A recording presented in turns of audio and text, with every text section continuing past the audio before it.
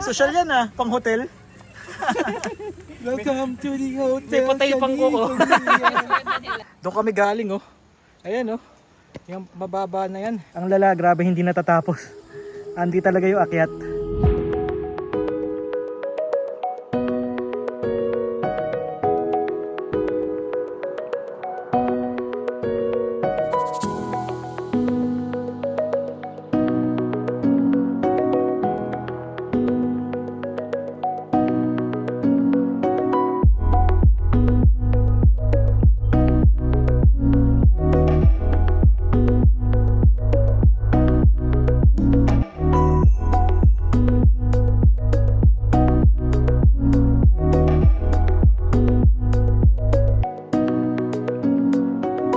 Okay, isa na namang multi-day ride and this time, first time namin makaahon ng Besang Pass sa Ilocos Sur. At pagkatapos nun, dediretsuhin na namin sa Mountain Province all the way to Sagada. This is a multi-part episode dahil sa dami ng mga nangyari. Unforgettable and fun moments at mga experiences na ipapamahagi ko sa inyo. Maaari nyo din magamit ang video na to as reference. All this sa channel na ito kaya subscribe na kayo ngayon and click the bell button para ma-notify. The day before, nag-setup kagad kami kina Miko. Dinala ko yung gravel bike para ikabit yung rack na dapat ay hihiramin ko lang pero natuwa ako kaya binili ko na rin sa kanya. Kung gusto nyo makita yung full setup, gumawa ako ng video tungkol dito. And one day after nun, saka na kami bumiyahe by bus from Manila to Tagudin. At doon na namin sisimulan ng ride kinabukasan. First time ko din makasama sa ride si Mau, tsaka si Junar, si Lou of Lupet TV, at kasama ko na rin dito si Val of Valley Rides, yung nakasama natin sa Mount Ugo Ride. 3-time Philippine Looper. Tapos si Miko at saka si Leo na rin na madalas nakaka-ride. You know, day 0, night 1. So bukas magsisimula yung ride, paakyat ng Besang Pass. Tapos yung second day papuntang, hopefully, papunta na ng Sagada. Yan, merong pool. So mamaya, ligo-ligo. So ngayon, mag-dinner muna kami. Morning! Inulit lang. Yun know, ready na, ready na. Nice! Si Lupet TV. Nice. Day 1. Okay, finally, eto na, magra-ride na kami. Ang unang stop natin, Cervantes. Tama ba? Cervantes, yes. Yun. Day 1, Besang Pass. And then day 2, papunta ng Sagada. Ito na. Tara, tara, tara. Mga vloggeries. 7 Evelyn. Salamat sa Jolly Joy. Yan, no? Jolly Joe. Jolly Joe's. Jolly Joy. Jolly Joy. Take 2. Jolly Joe. Jolly Jeep. Yan. Thank you sa Jolly Joe's sa pag-accommodate sa amin. Thank you. Salamat. Let's go. Tinahak namin yung kapatagan ng Tagudin hanggang sa umakyat ng Suyo.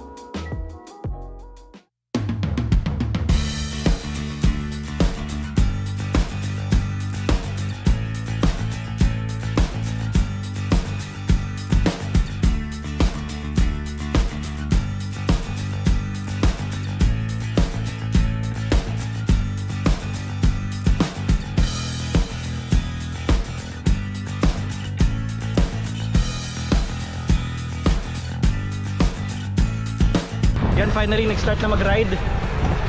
Ayun, kasama natin si Nico Ferrer, si Lupet TV, si Valley Rides. Kaya ngayon, nandito kami sa Tagudin. Tagudin, Ilocos Sur, day 1. So mangyayari, ahon kami pa Besang Pass, tapos hinto kami sa may bandang Cervantes. Bukas naman, Sagada.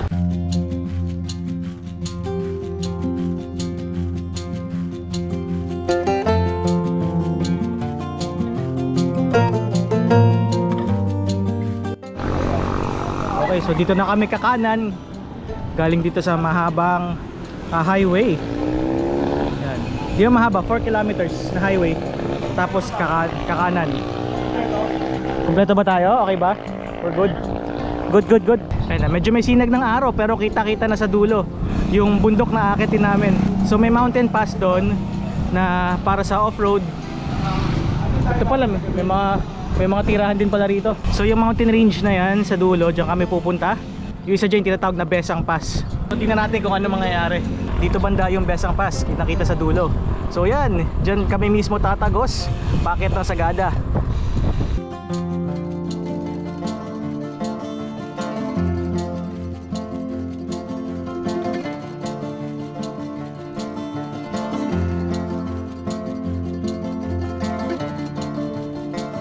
lumalamig na yung paligid, tapos dumadami na yung mga puno.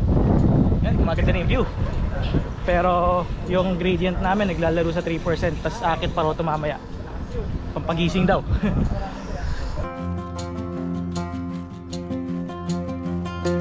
Okay, dito tayo sa Suyo. Suyo, no? Dito yung race dati, di ba? Oh, nila biker guy. Ano? Biker guy. Angelo, biker guy. Ding, ding. Welcome to Kabugao, Suyo. Yun, no? Sa OU. So you. Yun, may konting lusong.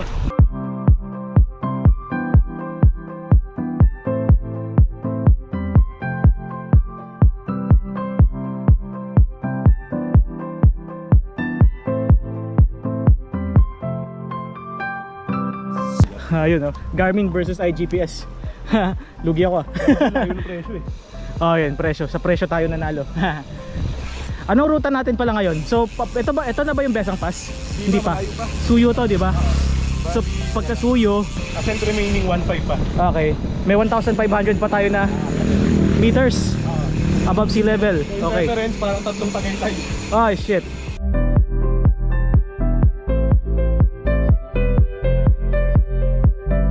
So sa ngayong araw na to, in-expect namin makakapag-elevation kami ng 1,500. Yun. So katumbas na yun siguro ng isang Sierra Loop. Pero mas maikling distance. Yun nga lang, mas masakit. In-expect namin yung matatarik mamaya.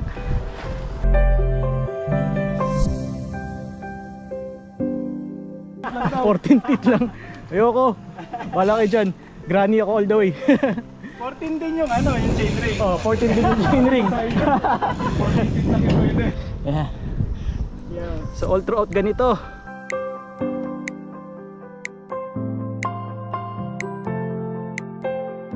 Chill pace kahit kahit mga 3% gradient, pero ang takbo namin mga 9, 10 ganun lang. Chill.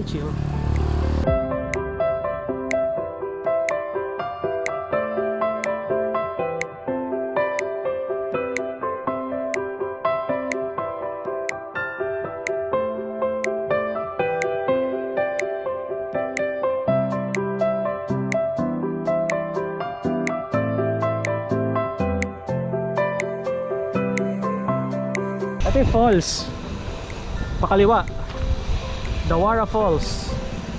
Tapos Cervantes, dyan kami hinto, 48 kilometers away pa.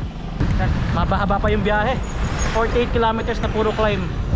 Yon, dito sa bayan ng Suyo. Mukha siyang maikli lang, 43 kilometers, pero puro akyat, kaya matagal-tagal tong biyahe na to. Wow, ito pala yung mismong bayan ng Suyo na town proper. Yan.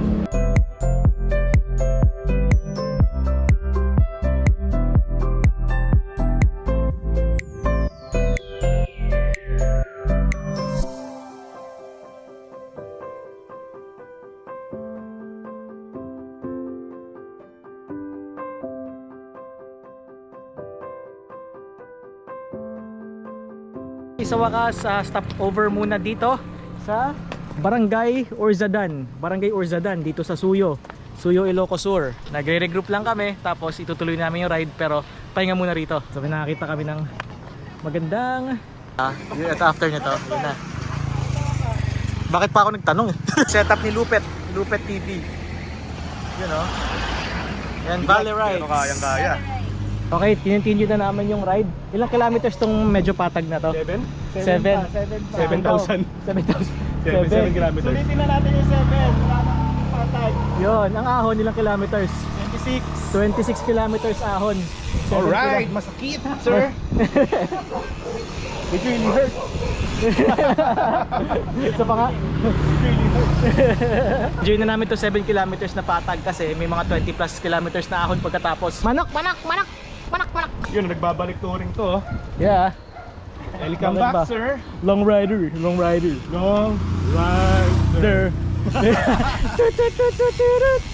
Yun, papunta Cervantes, 48 kilometers pa. Time check, 7:35.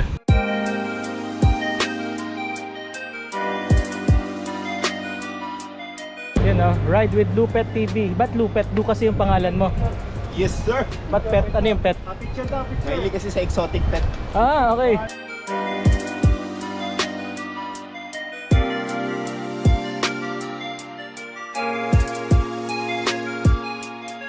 One, two. One.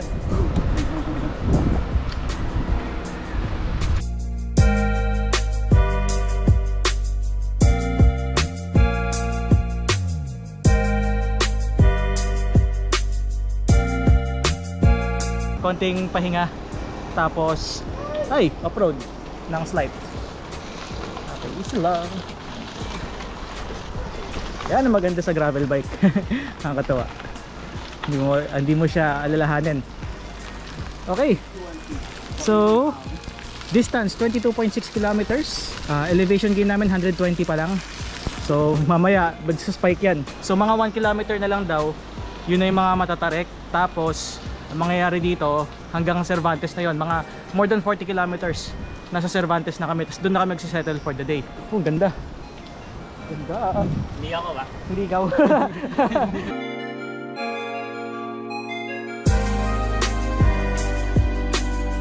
Uy, ang ganda. May tunnel na kalahati.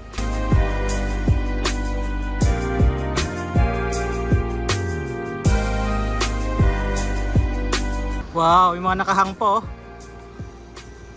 Ano to, mga vine? Mga ugat-ugat ng puno sa taas. Wow. Ganda.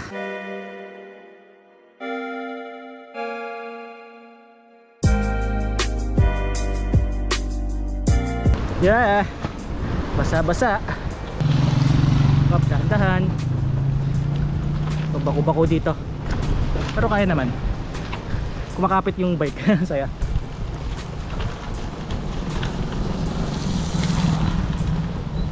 May tagas. Tapos dito nadadama yung kalsada. Tapos sakto dun sa bangin. Para landslide ata to ah. Ayun oh. Swak dun. Swak dun. Oh.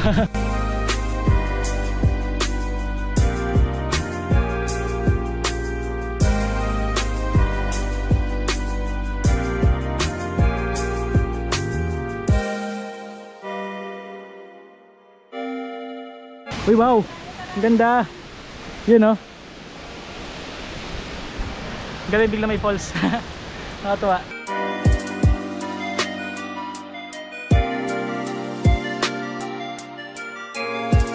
Picture muna dito sa roadside na waterfall. Tapos laga na kami. Ang ganda. Ganda.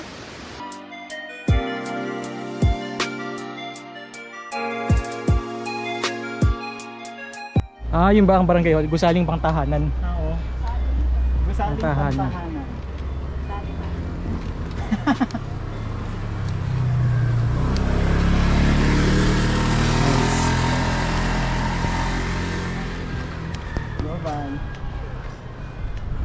Dito may masakit. You know, siko daw, siko.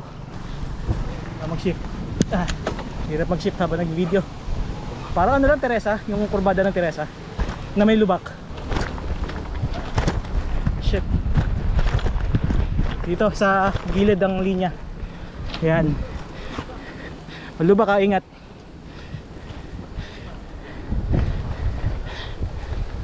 Yan.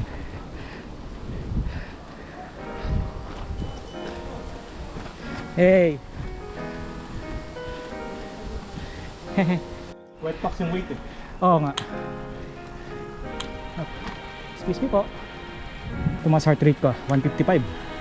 Ako rin. Sa mga Sunod eh. 155. Yan o.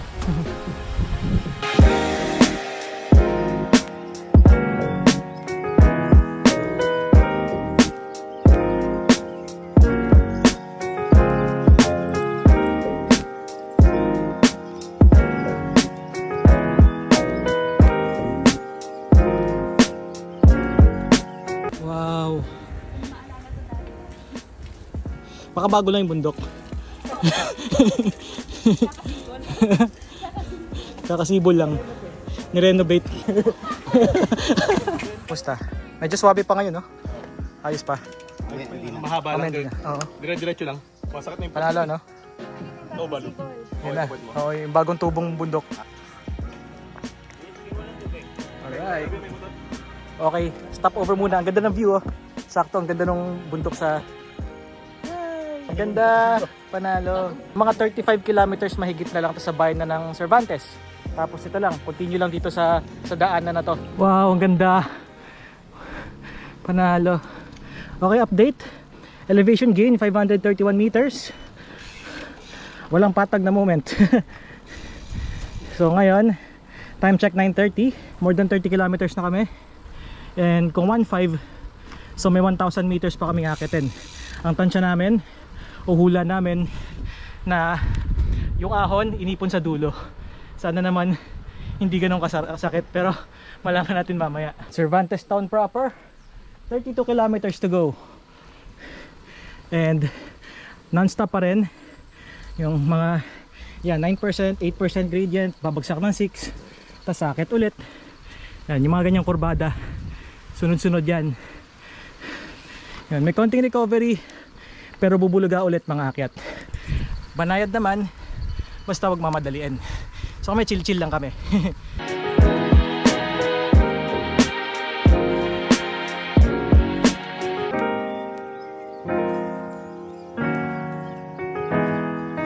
Yun, ganda. Ang ganda rin ng Ilocos Sur. Nakahinga-hinga rin, sobrang busy ng mga nakarang araw. Yung mga bike, mga malalapit lang. And ngayon, finally nakabalik ulit sa long ride kagaya nito. And hopefully pagtuloy-tuloy na rin. May mga naka-line up na mga ride, multi-day ride sa mga susunod na buwan, kaya stay tuned. Sobrang na-enjoy ko tong Cannondale Topstone. Nag-iba yung pananaw ko sa touring and cycling in general. Sobrang saya.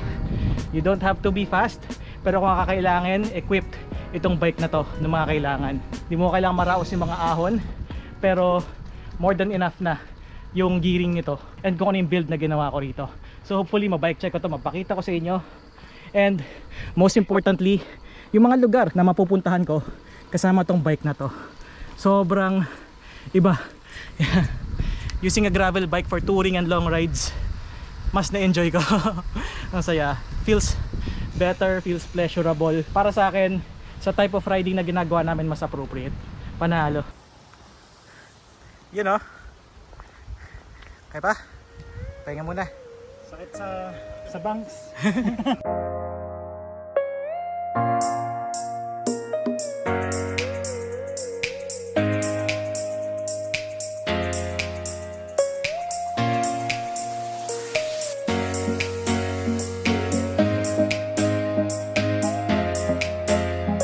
Ayos, 29 kilometers na lang. Cervantes na.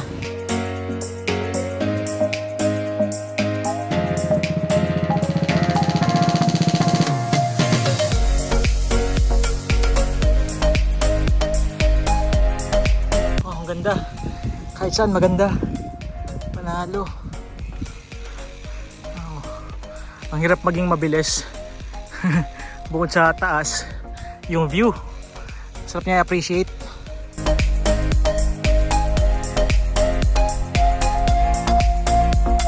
Yun, nakahanap ng falls dito. Yun, no, galing sa taas. Tapos malamig daw yung tubig. So hilamos muna. Si Val naghilamos na. Sarap, malamig. Super. Ayos. Cervantes 25 kilometers na lang. Mukhang ito na yung palatandaan na paalis na kami sa bayan ng Suyo. Yan, merong sign dito. Thank you Kamagandaw. Ano yung next na pangalan ng bayan? Ilocos Sur. Cervantes na. Municipality of Cervantes. So technically nasa Cervantes na tayo. Yun yung thank you arc. Ito na yung thank you arc. Hindi siya arc pala. Thank you. Tumbang puti. Thank you something. Okay, so sakop na to ng Municipality of Cervantes. Pero yung town proper, nasa 25 kilometers pa. So mahaba-haba pa. Yun, doon kami magsasettle. Tapos doon na rin kami magre-ready para bukas. Kumusta pa? Kumusta? Sakit na yung pot ko? Saan napot mo? Oo. Okay pa yung legs ko, yung pot ko yung masakit eh. Wet pants. Okay lang, konting TS. 25 kilometers na lang. Tapos na tong ride na to. Time check, 11:39. Marami kaming pahinga, marami kaming hinto. Kasi sobrang na-appreciate namin yung lugar. Ganda. Ilang mainit. Liliman ka, okay, impressed. Oo nga, impress ko. Gusto ko ulitin to, ang saya. Saka no pressure no pressure ng oras, no pressure ng speed. Next time. Next time abra. Sige, ganun lang, normal na ride lang. Yung hindi ganun kahaba, pero malayo. Pero maahon, yun lang maahon. So pwedeng dahan-dahanin.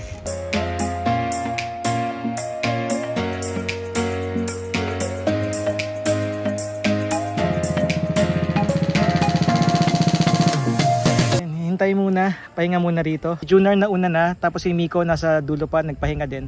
Pero hintayin namin dito. Ayan. Ang haba pa. Ayan yung bike. Ayan yung bike, nagpapahinga rin. Yun, yung inahon namin. Grabe. Tapos meron pa hanggang dito. Ang lala, grabe, hindi natatapos. Hindi talaga yung akyat. Kaya kailangan unti-untiin. So ito na yung part ng Besang Pass. Tapos yung monument, nandun pa sa dulo. Once na na-reach namin yon, ang sabi, palusong na. Tapos mga banayad na ahon na lang. Ito lang pala si Junior, oh. Nandiyan lang kami sa baba. So pagliko namin, nandito din siya. Nagpapahinga. Dapat pala inusad na lang din namin. Wow. Ito, nandito kami sa tuktok nung matarik na part. Grabe.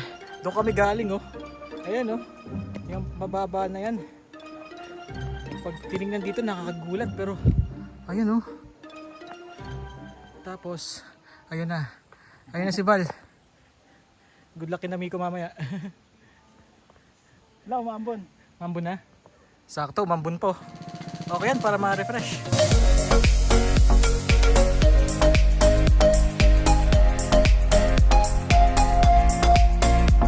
The hardest part is over for today. Meron pa bukas. Yun yung masakit na part. Tapos, mga 2 kilometers na lang, nandun na kami sa may Besang Pass. Enjoy na lang view. Medyo dumadami na yung pine trees, saka lumalamig na. Ibig sabihin, mas tumataas na kami.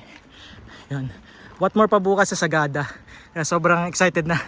Sana makapagpahinga ng mabuti para more energy for tomorrow. Yan, naka 42.4 kilometers na. Wow. May ganyan bigla. Yan, taas. 900 meters above sea level. Pero manipis yung hangin. It's off-road. Medyo kumukulimlim. Pero mainit pa rin. Landslide, may landslide. Tapusin natin to.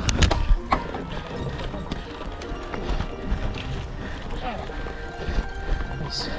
Raos. Konti na lang. So mga 1 to 2 hours pa. Mga ganun. Enjoy na lang yung view. Mga ito na. You're now entering Besang Pass Natural Monument. Wow. Grabe. Sunod. Grabe po. Okay lang. Ayan. Nagpahito para magpa-picture. Part of me, masaya kasi makakapagpahinga. Simula, sir. Diyan sa Tagudin. Tagudin. Diyan na kayo nagsimula nagpa-jack, sir. So, So hanggang ano kami Sagada. ang Sagada pa kayo? Pero bukas na yun. Sino pa mga kasama niyo, sir? Ayun, si Miko nandyan, saka mga barkada. Saan kayo galing? La Union, sir. La Union. Ingat Okay, po, sir. ingat. Mga galing La Union, no? Nice. Maramig daw. Oh. Yun. Yun, na-headsapan kami sa mga ahon, tsaka malamig daw sa taas. Buti lang may dalang jacket. Pero sa ngayon, hindi pa namin iisipin kasi ang init pa. Next time natin isipin yan. Hintay lang namin si Miko, tsaka iba namin kasama si Lu. And tapos yun, usad na kami. May mga pine trees, no? Wow, biglang lamig. Kanina tirik yung araw, ngayon naman biglang bumabalot yung mga ulap doon sa dulo. Tapos kumukulimlim. Yun, buti naman naka-refresh. Wow, grabe. Nako, ayan na. Nako, sige lang, usad lang. Naka-video ka. Sige ka. Tindahan, no? May tindahan pero may aso. Sige. Naka-video ka. Naka-video ka. Oh, sige. Ano, ha? Post kita sa Facebook. Kaya mo, ha? Oh, takot siya, eh. Ayun, no, nakita ko rin taas ng mga bahay, oh. Tsaka bumababa na yung mga ulap. O tayo yung umaakyat. Wala pa yung tarik ng Besang Pass. Hindi pa ito yun, eh. Kaya magreserba. Gano'ng katarik to? Sabay pa yun ako yung gradient. Ngayon 8.6%.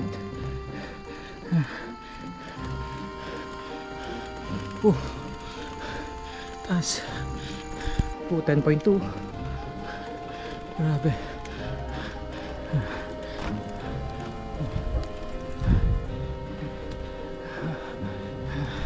$13.8, 14,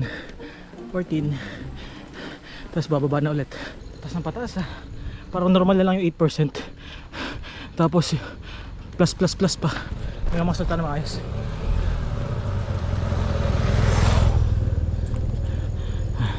Lapit na namin sa ulap. Tapos mas mataas pa rin sa dulo. Diyos ko. Sagad na ako. Sagad na yung giring ko. Ito na yung parang pataas kanina. Ito na ba yun? Ito yun. Inaaninag natin kanina sa baba. May 1 to 1 to lang.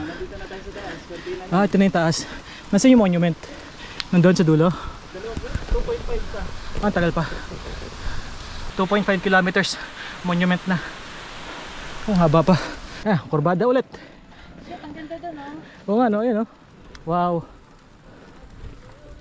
Kuwang-kuwa yung kurbada. Meron pa isa pa ron. Kuya, yan na yung kuya. Nako. Oh, naka-video kayo. Naka-video kayo. Sige. Sige, popost ko kayo sa Facebook. Sige kayo. Ano? Pala eh. Ayan, tawag ka pa ng kuya mo, ah. Video kayo. Ano yun, ah? Sa ahon pa. Sa ahon pa eh. Huwag ganun. Nakayak eh. Huwag ganun. Okay. So at this point, ganito na lang. Wala na yung mga malalalang ahon. Buti naman. Kaya tamang 1 to 1 to pahinga. Ang sabi may lusong daw mamaya. Saka banayad ng mga akyatan. Ilang padyak na lang sa monument na. Hindi ko alam kung pwede pumasok. Pero hinto kami ron sa may bungad. Yun. Ka-level na namin yung ulap. Mataas na. Hinto muna tayo dito sa welcome board ng Cervantes, Ilocos Sur. 15 kilometers away pa. Uy, may kainan. Sakto. Yun. Sakto. Sana may ulam. Yun, oh. Parang podium lang. So yan, finally nakaharap na kainan dito. Sakto sa welcome na board ng Cervantes, Ilocos Sur. Pero 15 kilometers away pa yung town proper. Ngayon hintayin lang namin sila. Wala pa, 4 pa sila. Si Miko, si Mau, si Leo, tsaka si Lou. Karne sa kanila. Yun. Isda. Tapos sa akin isda. Okay, so at this point nandito pa rin kami. Kakain lang namin. Shucks, yung para Tapos, sa Dragon Ball. 'di ba? Yun yung dito kami nang galing. Ayan, oh. Parang yung Snake Road sa Dragon Ball, oh. Yan ang inahon namin. May kanin dito! May kanin! Ayun na sila, kotse ah. Meron pa kotse. Marami sunod-sunod. Yay, congrats. Ayos, finally lahat kami kompleto na dito sa Welcome to Cervantes na sign. Yun, pito na ulit kami. Tapos nakain at lahat, pero yung 4 nakakarating pa lang si Namiko. Kakain pa lang, so samahan namin.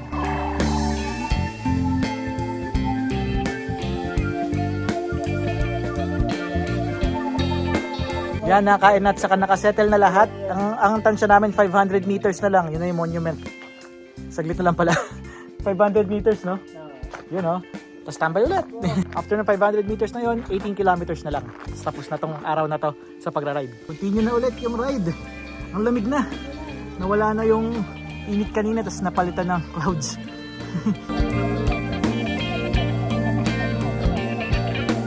Ito na pala eh. Ito na ba yun? Yan na yun. Nice. Ito na yun, di ba? Alright. Okay, finally, Besang Pass na. So, nag-register kami, 10 pesos yung ticket. Tapos, pwede na pumasok. So, anong meron dito sa Besang Pass? Tingnan natin kung ano yung history or yung story behind this. And finally, nakarating na kami sa historical na Besang Pass. Ang Besang Pass ang gateway patungo sa Cordillera at saka sa Baguio from Ilocos. At isa sa mga naging stronghold ni General Yamashita o tinatawag na Tiger of Malaya noong World War II. Doon sa binansagang Battle of Besang Pass, dito mismo sa Cervantes, malaki ang pagkakapanalo ng mga Amerikano at mga Pilipinong sundalo laban sa mga puwersang Hapon. Dahil dito napasuko ng mga nasabing puwersa si Yamashita sa Cordillera. At pagdating naman sa tanawin, talagang mamamangha ka sa daanang ito. Masasabi ko na isa sa pinakamagandang view na nakita ko habang nagra-ride. Lalong-lalo na pag clear yung skies at saka pag mataas ang araw. Talagang lalabas yung kulay ng mga bundok, himpapawid at mga puno sa paligid. Dapat pa sana yung dadaanan natin. Paano? Ingat-ingat na lang mamaya. Ganun na nga lang. baka basa yung sahig. Ang sabi daw, possible 8 PM pa daw matatapos yung ulan. Pero may 18 kilometers pa kami. Kailangan na namin umusad kaysa magdilim dito. Time check, mag 4 PM na. So ang plano namin, if ever, nag-jacket na kami para just in case, bababa na kami habang umuulan. Ingat-ingat na lang. Okay, ingat. Take care. Okay, usad na kami. Yan, medyo huminto yung ulan pero basa pa yung sahig. Kaya nag-windbreaker na lang kami. And alalay na lang sa lusong. Yan, grabe fog. Yan, ito yung mismong Besang Pass. Itong lugar na to. Yan. Malamig. Buti tumila yung ulan. Okay, dinaanan na namin yung mismong Besang Pass. Pero after nito, lusong na kami papunta sa bayan ng Cervantes. Social yan pang hotel. Welcome to the hotel. May patay pang kuko. Medyo na-delay din kami rito kasi umulan kaya napatagal yung pagstay namin. Pero nag-decide na kami na mag-rain jacket na o kaya mag-windbreaker para makapag-usad na. Nangalay ka. Nakita ko naabutan na kita. Uy, nangalay na to. Naka-slick tires ba naman Natatakot din ako sa stick tayo. Panot yung mo. Hayachi. Ayun na. Okay, pahinga muna rito. Grabe, 18 kilometers na lusong. Pero hindi pa tapos. Nakangalay. Kaya kailangan huminto muna. Tapos enjoy yung view. Tanggal ngalay and hintayin din sila. Mahaba-haba yung lusong, inabot kami ng 1.5 oras tapos napahinto rin sa isang gas station para magpahinga and at the same time, umasa kami hihina yung ulan pero hindi talaga kaya pinadyak na lang namin hanggang sa bayan ng Cervantes. Dito sa Cervantes, nagstay na kami, kumain at pinlano akong mangyayari para sa Sagada Ride kinabukasan. So this is the first part. Ito yung ride namin sa Besang Pass.